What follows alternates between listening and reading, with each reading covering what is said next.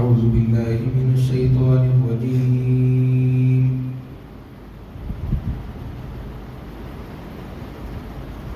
بسم الله الرحمن الرحيم.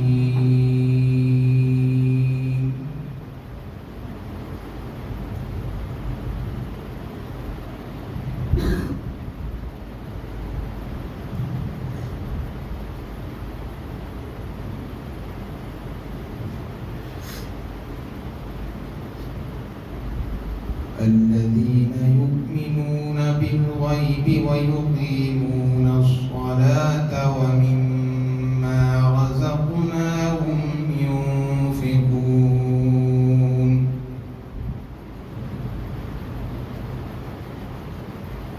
والذين يؤمنون بما أنزل إليك وما أنزل من قبلك وبالآخرة هم يوقنون.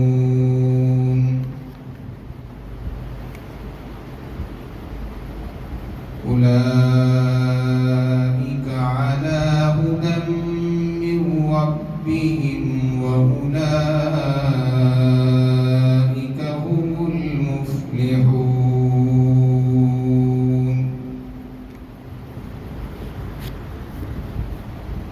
صدق الله العظيم.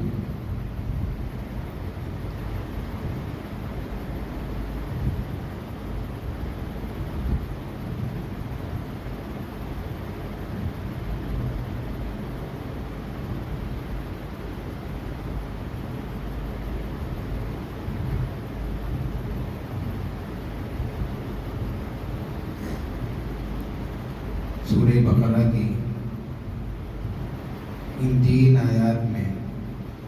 اللہ تبارک و تعالیٰ نے متقیوں کی 6 صفات بیان فرمائی ہیں.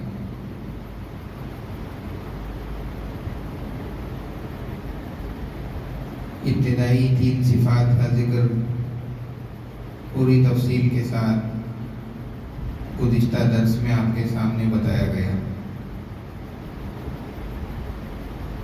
جو لوگ غیب پر ایمان لاتے ہیں، نماز قائم کرتے ہیں اور اللہ کی راہ میں خرچ کرتے ہیں، ان 3 صفات کا ذکر ہو چکا.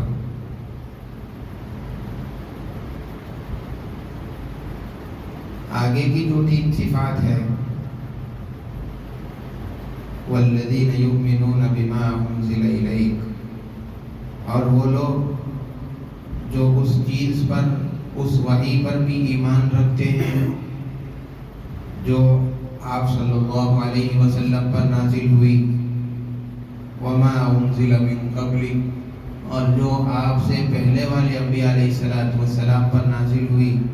وبالآخرۃ ھم یوقنون،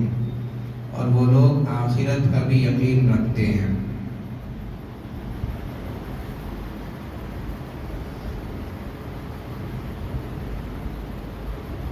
چوتھی صفت جو بتائی گئی ہے، آپ صلی اللہ علیہ وسلم پر اترنے والی وحی، آپ پر نازل ہونے والی چیز پر ایمان لاتے ہیں. قرآن اور حدیث یہ دونوں ہی چیزیں آپ صلی اللہ علیہ وسلم پر اتاری گئی ہیں اور نازل کی گئی. جس طریقے سے قرآن کریم اللہ تبارک و تعالیٰ کی طرف سے نازل کردہ ہے، ایسے ہی احادیث مبارکہ کا جو مجموعہ ہے یہ بھی اللہ تبارک و تعالیٰ کی طرف سے بھیجا گیا ہے. قرآن کریم کے اندر اللہ تبارک و تعالیٰ نے اللہ کے رسول صلی اللہ علیہ وسلم سے متعلق یہ فرمایا، وما ينطق عن الهوى، آپ صلی اللہ علیہ وسلم اپنی مرضی سے، خواہش سے کوئی بات نہیں کہتے ہیں. ان هو الا وحی یوحی، آپ جو بھی بات ارشاد فرماتے ہیں وہ اللہ کی طرف سے وحی کے بعد ارشاد فرماتے ہیں. اس سے معلوم ہوا کہ قرآن کریم بھی اور احادیث مبارکہ یہ دونوں ہی چیزیں اللہ تبارک و تعالیٰ کی طرف سے بھیجی ہوئی ہیں. حضور صلی اللہ علیہ وسلم احادیث اپنی طرف سے بیان نہیں فرماتے ہیں. قرآن کریم اور احادیث مبارکہ میں تھوڑا سا فرق ہے. دونوں اللہ تبارک و تعالیٰ کی طرف سے بھیجے گئے ہیں، لیکن قرآن کریم یہ اس کا مفہوم اور اس کے الفاظ دونوں بھی اللہ تبارک و تعالیٰ کی طرف سے اتارے گئے ہیں، اور احادیث کا جو مفہوم ہے یہ اللہ تبارک و تعالیٰ کی طرف سے حضرت جبرائیل علیہ السلام اللہ کے نبی صلی اللہ علیہ وسلم کو لا کر پہنچاتے تھے، اور آپ صلی اللہ علیہ وسلم اس مفہوم کو اپنے الفاظ کے اندر لوگوں سے بیان کرتے تھے. تو اس طریقے سے قرآن کریم اور احادیث مبارکہ کا جو مفہوم ہے یہ دونوں اللہ تبارک و تعالیٰ کی طرف سے نازل کردہ ہے. قرآن کریم کے جو الفاظ ہے وہ بھی اللہ تبارک و تعالیٰ کی طرف سے نازل کردہ ہے، لیکن احادیث کے جو الفاظ ہے یہ اللہ تبارک و تعالیٰ کی طرف سے نہیں ہے، بلکہ اللہ کے نبی صلی اللہ علیہ وسلم نے اپنے الفاظ میں جو مفہوم اللہ کی طرف سے احادیث کا بیان کیا گیا تھا اپنے الفاظ میں لوگوں کے سامنے اس کو بیان کر دیا. اسی لیے یہ بات فرماتے ہیں کہ اگر جس طریقے سے کوئی آدمی قرآن کریم کا انکار کر دیتا ہے تو کافر ہو جاتا ہے، دائرے اسلام سے باہر ہو جاتا ہے، ایسے ہی اگر کوئی آدمی احادیث مبارکہ کے پورے مجموعے کا انکار کرے اور یہ کہے کہ قرآن کریم جب ہمارے پاس موجود ہے، اللہ کا کلام ہمارے ساتھ ہے، تو پھر اللہ کے نبی علیہ السلام کے احادیث کی ہم کو ضرورت نہیں ہے. اگر یہ بات کہتا ہے،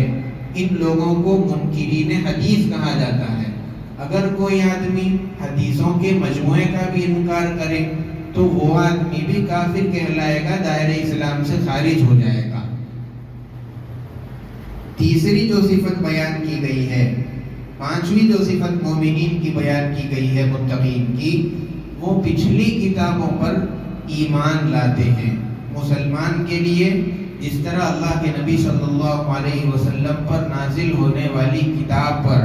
ایمان لانا، آپ پر اترنے والی وحی کو سچا جاننا ضروری ہے، ایسے ہی سابقہ انبیاء علیہم السلام پر جو وحی نازل ہوا کرتی تھی، جو کتابیں، جو صحیفے اللہ تبارک و تعالیٰ کی طرف سے ان پر نازل ہوئے، ان تمام کو ماننا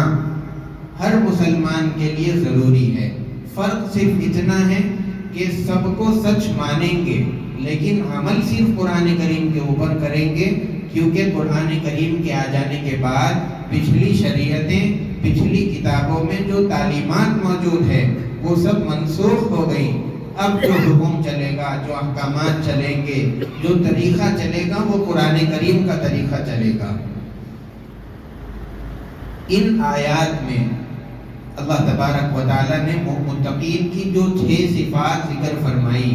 اس سلسلے میں مفسرین کی 2-3 رائے ہیں.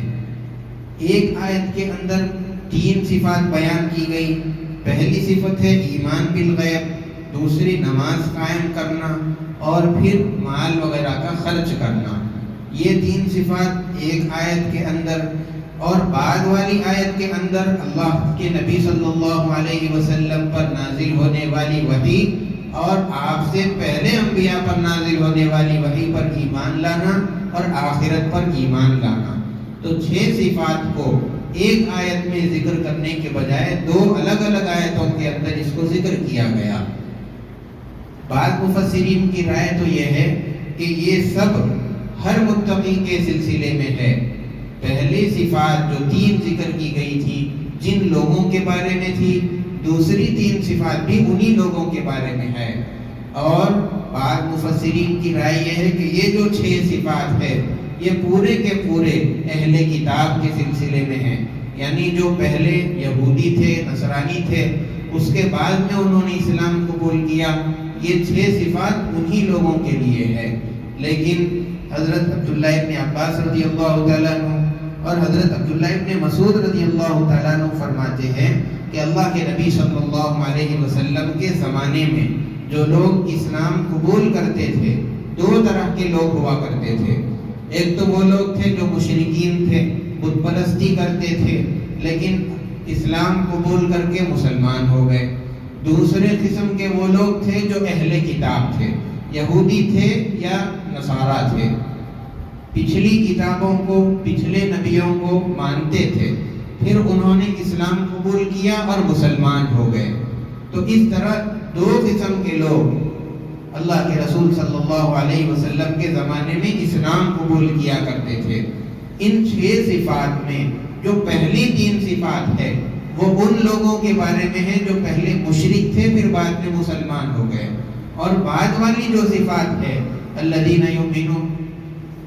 والذین یؤمنون بما انزل الیک وما انزل من قبلک وبالآخرۃ هم یوقنون،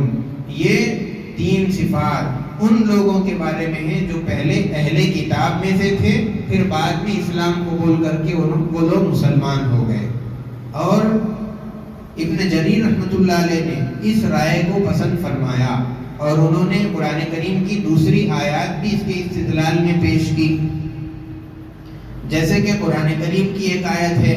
وَمِنْ أَهْلِ الْكِتَابِ يُؤْمِنُونَ بِاللَّهِ وَمَا أُنزِلَ إِلَيْكَ وَمَا أُنزِلَ مِن قَبْلِكَ وَبِالْآخِرَةِ هُمْ يُوقِنُونَ۔ یا اسی طریقے سے ایک دوسری آیت ہے جس کے اندر اللہ تبارک و تعالیٰ نے یہ بتایا کہ یہ اہل کتاب اللہ تبارک و تعالیٰ پر بھی ایمان رکھتے ہیں، آپ پر جو اترتا ہے اس کو بھی مانتے ہیں، ان کے نبیوں پر جو اترا اس کو بھی مانتے ہیں۔ اور دوسری آیت کے اندر بھی اسی طرح کا مضمون اللہ تبارک و تعالیٰ نے ذکر کیا، اور اس کے اندر یہ بات بھی بتائی گئی کہ ان اہل کتاب کو دوہرا اجر ملے گا، جیسے کہ اللہ کے نبی صلی اللہ علیہ وسلم نے اپنے حدیث پاک میں یہ بات فرمائی تھی کہ 3 لوگ ہیں جن کو اللہ تبارک و تعالیٰ دوہرا اجر دیتے ہیں۔ ایک تو وہ آدمی جو کسی لونڈی کو، باندی کو اچھا ادب سکھلائے اور اس کے بعد اس کو آزاد کر کے اس سے نکاح کر لے۔ دوسرا وہ غلام جو اللہ کا بھی حق ادا کرتا ہے اور ساتھ میں اپنے مالک اور آقا کا بھی حق ادا کرتا ہے۔ تیسرے اہل کتاب جو سابقہ انبیاء علیہ السلام پر بھی ایمان لاتے ہیں، پھر اس کے بعد اللہ کے نبی صلی اللہ علیہ وسلم پر بھی ایمان لاتے ہیں، تو ان لوگوں کو بھی دوہرا اجر ملے گا۔ اہل کتاب ان لوگوں کا جو ایمان ہے، ان کے ایمان کے اندر ایک خصوصیت ہے، اس لیے کہ یہ جو اہل کتاب ہوتے ہیں وہ سابقہ انبیاء علیہ السلام کی جو کتاب، جو تعلیمات ہوتی ہے اس پر ان کا ایمان تفصیل کے ساتھ ہوتا ہے، پوری تفصیل کے ساتھ وہ اس پر ایمان رکھتے ہیں۔ اور پھر جب اللہ کے نبی صلی اللہ علیہ وسلم پر آپ کے ہاتھ پر اسلام لا کر کے ایمان میں داخل ہو جاتے ہیں، تو پھر اللہ کے نبی علیہ السلام پر جو وحی اور جو کتاب نازل ہوئی اس پر بھی ان کا ایمان تفصیل کے ساتھ ہوتا ہے۔ تو سابقہ کتابوں پر بھی تفصیل کے ساتھ اور حضور پر نازل ہونے والی کتاب پر بھی تفصیل کے ساتھ ان کا ایمان ہوتا ہے۔ حالانکہ جو عام مسلمان ہے، جو اہل کتاب میں سے نہیں ہے،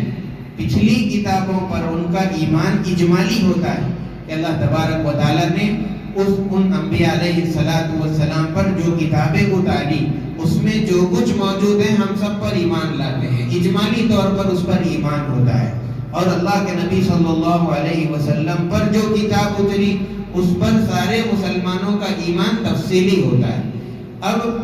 عام مسلمانوں کے اور اہل کتاب کے ایمان میں یہی فرق ہے کہ ان کا پچھلی کتابوں پر ایمان تفصیلی اور عام مسلمانوں کا مجموعی طور سے،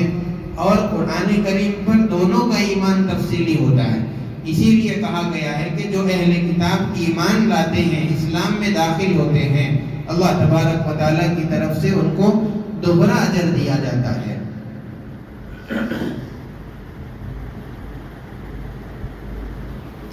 اس آیت کے اندر جو اللہ تبارک و تعالیٰ نے متقین کی صفات بیان کرنے میں جو ترتیب قائم فرمائی، ایک اشارہ لطیف طریقے پر فرمایا ہے۔ اس میں 2 چیزوں کا ذکر فرمایا، جو اللہ کے نبی صلی اللہ علیہ وسلم پر نازل ہوتا ہے اس پر بھی ایمان لاتے ہیں، اللہ کے نبی صلی اللہ علیہ وسلم سے پہلے جو انبیاء تھے ان پر جو نازل ہوتا ہے اس پر بھی ایمان لاتے ہیں۔ تو حضور کا تذکرہ ہے اور آپ سے پہلے والے جو انبیاء ہیں ان سب کا تذکرہ ہے، اس سے یہ بات پتہ چلتی ہے کہ اللہ کے نبی صلی اللہ علیہ وسلم پر وحی کا دروازہ بند کر دیا گیا ہے، اور آپ کے بعد کسی آدمی پر وحی نازل نہیں ہوگی، کسی بھی آدمی کو پیغمبر بنا کر کے نہیں بھیجا جائے گا، نبی بنا کر نہیں بھیجا جائے گا۔ اگر آپ صلی اللہ علیہ وسلم کے بعد بھی کوئی نبی ہوتا، کسی پر وحی آتی، تو اس کا بھی تذکرہ یہاں پر کرتے ہوئے کہہ دیا جاتا کہ پچھلے والے انبیاء پر جو وحی نازل ہوئی اس پر ایمان لاؤ، حضور صلی اللہ علیہ وسلم پر جو وحی نازل ہو رہی ہے اس پر بھی ایمان لاؤ، اور بعد میں جو آنے والے ہیں ان پر نازل ہونے والی وحی پر بھی ایمان لاؤ۔ لیکن یہاں اس طرح نہیں ذکر کیا گیا۔ پتہ چلا کہ آپ صلی اللہ علیہ وسلم کے بعد نبوت کا دروازہ بند کر دیا گیا۔ اب جتنے بھی دعوے کرنے والے نبی اپنے آپ کو کہنے والے آئیں گے، وہ اپنے دعوے کے اندر جھوٹے ہیں۔ قرآن کریم کی اس آیت سے بھی اس بات کی طرف اشارہ ہوتا ہے۔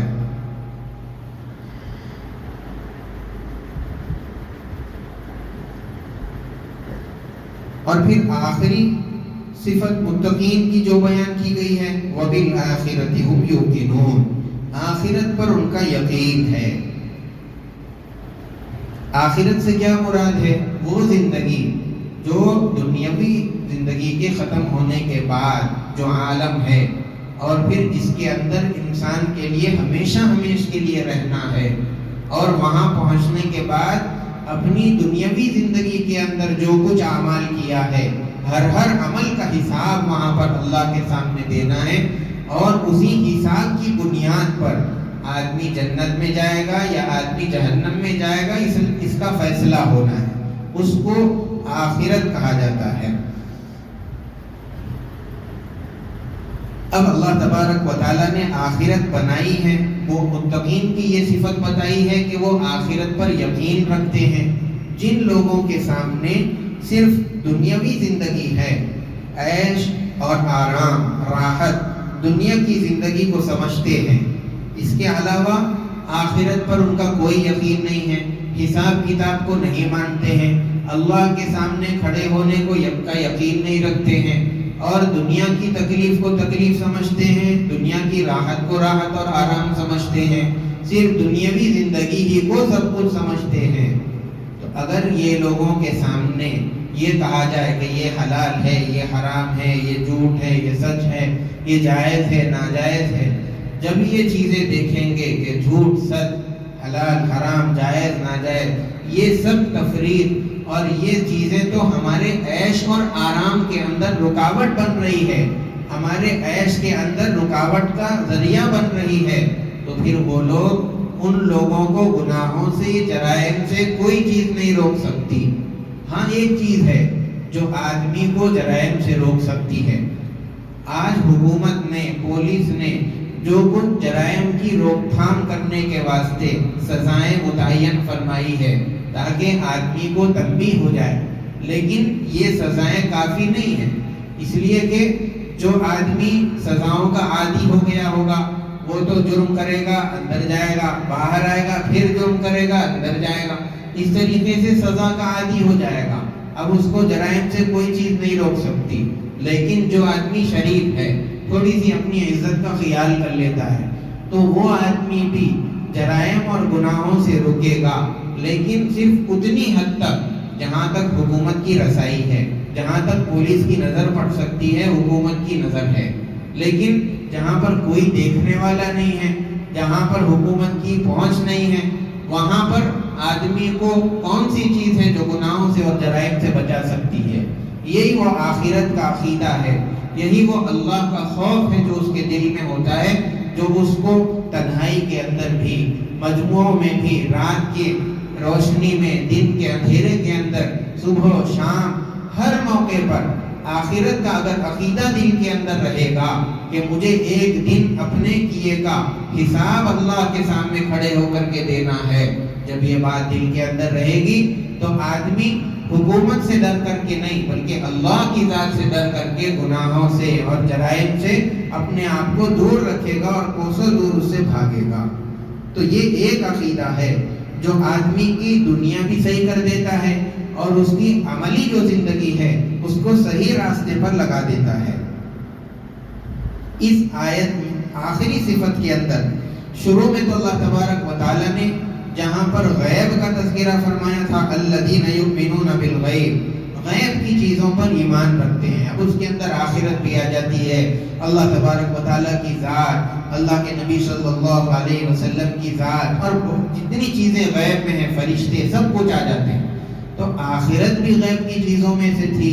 لیکن پھر خاص طور سے یہاں آخر میں کیوں ذکر فرمایا؟ وَبِالْآخِرَةِ هُمْ يُوقِنُونَ، اس کو اہتمام کے ساتھ بتانے کے لیے اللہ تبارک و تعالیٰ نے سے ایک اور مرتبہ پھر سے اس کو ذکر کر دیا۔ اور ایک وجہ اللہ تعالیٰ نے یہاں پر ذکر فرمائی وَبِالْآخِرَةِ هُمْ يُوقِنُونَ، شروع میں تو ذکر کیا تھا الَّذِينَ يُؤْمِنُونَ بِالْغَيْبِ، غیب پر ایمان لاتے ہیں، لیکن آخرت کے ساتھ ایمان کا لفظ ذکر کرنے کے بجائے یقین کا لفظ ذکر فرمایا، اس لیے کہ آخرت کی تصدیق کر دینا، ایمان کے معنی ہے تصدیق کرنا، لیکن آخرت کی صرف تصدیق کرنے سے کام نہیں چلے گا، مقصود حاصل نہیں ہوگا، بلکہ آخرت پر دل سے ایسا یقین ہونا چاہیے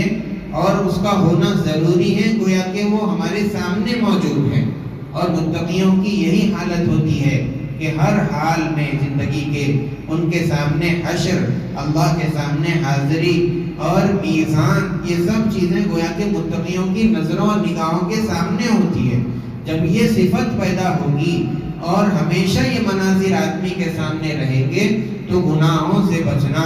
جرائم سے رک جانا، اللہ کی نافرمانی سے دور بھاگنا، یہ چیزیں انسان کے اندر پیدا ہوتی ہیں۔ اللہ کے نبی صلی اللہ علیہ وسلم نے فرمایا من مات فقد قامت قیامتہ، جو آدمی مرتا ہے اس کے مرتے ہی اس کی قیامت شروع ہو جاتی ہے، بلکہ جو آدمی مرنے کے قریب ہوتا ہے، زندگی کے آخری جو لمحات ہوتے ہیں اس کے اندر ہی آخرت کے عالم کے جو احوال ہے، فرشتے، روح نکالنے والے فرشتے، ان کے معاونین اور جنت کا لباس لے کے آنا، خوشبوئیں لے کر کے آنا،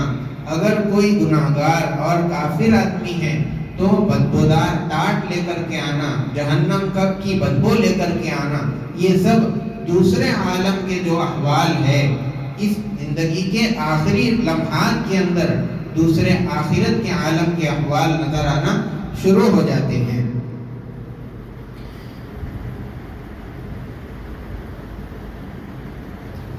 جو 6 صفات ذکر کی گئی ہیں، اس میں سے جو ابتدائی 3 ہے، غیب پر ایمان لانا، نماز قائم کرنا اور خرچ کرنا،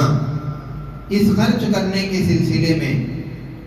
یہ فرمایا گیا ہے، امام راضی رحمۃ اللہ علیہ فرماتے ہیں کہ یہاں پر صرف مال خرچ کرنا مراد نہیں ہے، بلکہ اللہ تبارک و تعالیٰ نے آپ کو جو بھی نعمت عطا فرمائی، علم دیا ہے، عقل دی ہے، طاقت دی ہے، مال دیا ہے، جو بھی آپ کے پاس موجود ہے، علم ہے تو اس کو خرچ کرنے کے ذریعے سے دوسروں کو تعلیم سے آراستہ کرو، اگر عقل دی ہے دوسروں سے مشورہ لینے پر صحیح رائے دو، اس کی صحیح رہنمائی کرو، اور اگر بدنی طاقت اللہ تعالیٰ نے دی ہے دوسروں کے کاموں کے اندر ہاتھ بٹاؤ، مال دیا ہے تو غریبوں کی، یتیموں کی، بیواؤں کی مدد کرو، ان کا سہارا بنو۔ تو جو بھی نعمت اللہ تعالیٰ نے دی ہے اس کو خرچ کرنا اس صفت کے اندر داخل ہو جاتا ہے۔ جو ابتدائی 3 صفات ہے، غیب پر ایمان، نماز اور خرچ کرنا، یہ اس وقت غیر معتبر ہے جب تک کہ بعد والی 3 صفات نہ پائی جائے۔ حضور صلی اللہ علیہ وسلم پر، آپ پر نازل ہونے والی چیزوں پر ایمان، سابقہ انبیاء پر نازل ہونے والی چیزوں پر ایمان اور آخرت پر ایمان، جب تک یہ بعد والی 3 چیزیں نہیں رہیں گی، پہلی والی 3 چیزیں معتبر نہیں ہوں گی۔ ٹھیک اسی طریقے سے بعد والی چیزوں کے معتبر ہونے کے لیے پہلی والی 3 چیزیں ہونا ضروری ہے۔ تو اس سے بات سمجھ میں آئی کہ یہ تینوں ان تینوں کے لیے، اور یہ بعد والی 3 پہلے والی 3 کے لیے ضروری ہے۔ تو متقیوں کی یہ 6 صفات اللہ تبارک و تعالیٰ نے یہاں پر ذکر فرمائی ہے۔ آگے اللہ تعالیٰ نے فرمایا اولئک علی ھدی من ربہم، یہی وہ لوگ ہیں جن کے اندر یہ 6 صفات پائی جاتی ہیں، وہ اپنے رب کی طرف سے ہدایت پر ہیں۔ وَأُولَئِكَ هُمُ الْمُفْلِحُونَ، اور یہی لوگ ہیں جو فلاح اور کامیابی پانے والے ہیں۔ اللہ کے نبی صلی اللہ علیہ وسلم ایک مرتبہ اپنے صحابہ کے ساتھ بیٹھے ہوئے تھے۔ صحابہ نے پوچھا کہ اللہ کے نبی، قرآن کریم کے اندر آیات تو بہت ساری ہیں، لیکن بعض آیات ایسی ہیں کہ جس کو پڑھ کر کے ایک امید قائم ہو جاتی ہے، اور بعض آیات ایسی ہیں جس کی وجہ سے ہماری کمر توڑ جاتی ہے اور قریب ہوتا ہے کہ ہم نا امید ہو جائیں۔ اللہ کے نبی علیہ السلام نے فرمایا کہ چلو میں تم کو جنتی اور جہنمی کی پہچان کرا دیتا ہوں۔ اس کے بعد حضور صلی اللہ علیہ وسلم نے یہی آیات تلاوت فرمائی، الذین یؤمنون بالغیب ویقیمون الصلاۃ ومما رزقناہم ینفقون والذین یؤمنون بما انزل الیک وما انزل من قبلک وبالآخرۃ هم یوقنون اولئک علی ھدی من ربہم واولئک هم المفلحون۔ یہاں تک اللہ کے نبی صلی اللہ علیہ وسلم نے تلاوت فرمائی، اور اس کے بعد آپ صلی اللہ علیہ وسلم نے فرمایا کہ یہ لوگ جنتی ہیں۔ صحابہ خوش ہوئے اور انہوں نے کہا کہ ہمیں امید ہے کہ ہم انہی لوگوں کے اندر ہوں گے۔ اس کے بعد آپ صلی اللہ علیہ وسلم نے آگے تلاوت فرمائی۔ آگے والی آیات کے اندر کفار کا تذکرہ کیا گیا۔ آپ صلی اللہ علیہ وسلم نے فرمایا ان الذین کفروا سواء علیہم اانذرتهم ام لم تنذرهم لا یؤمنون ختم اللہ علی قلوبہم وعلی سمعہم وعلی ابصارہم غشاوہ ولہم عذاب عظیم۔ حضور صلی اللہ علیہ وسلم نے یہاں تک تلاوت کرنے کے بعد فرمایا کہ یہ لوگ جہنمی ہیں۔ صحابہ نے کہا کہ ہم اللہ سے امید رکھتے ہیں کہ ہم ان میں سے نہیں ہیں۔ حضور صلی اللہ علیہ وسلم نے فرمایا کہ تم لوگ اس میں سے نہیں ہو۔ الغرض اولئک هم المفلحون تک اللہ تبارک و تعالیٰ نے متقین مومنین کا تذکرہ فرمایا، اور اس کے آگے کفار کا تذکرہ کرتے ہوئے ان الذین کفروا سے اللہ تبارک و تعالیٰ نے کفار کا ذکر فرمایا ہے۔ اللہ تبارک و تعالیٰ سے دعا ہے ہم تمام کی زندگی میں متقیوں کی جتنی صفات ہے سب کو پیدا فرمائیں، غیب پر کامل یقین نصیب کرے، آخرت کی تیاری، آخرت پر یقین، اور اللہ کے نبی صلی اللہ علیہ وسلم پر نازل ہونے والی کتاب، آپ کی شریعت، سابق انبیاء علیہ السلام پر نازل ہونے والی ساری کتابوں پر یقین کامل نصیب فرمائیں، نماز کا اہتمام کرنے کی توفیق عطا فرمائیں۔ سبحان ربک رب العزت عما یصفون وسلام علی المرسلین والحمد للہ رب العالمین۔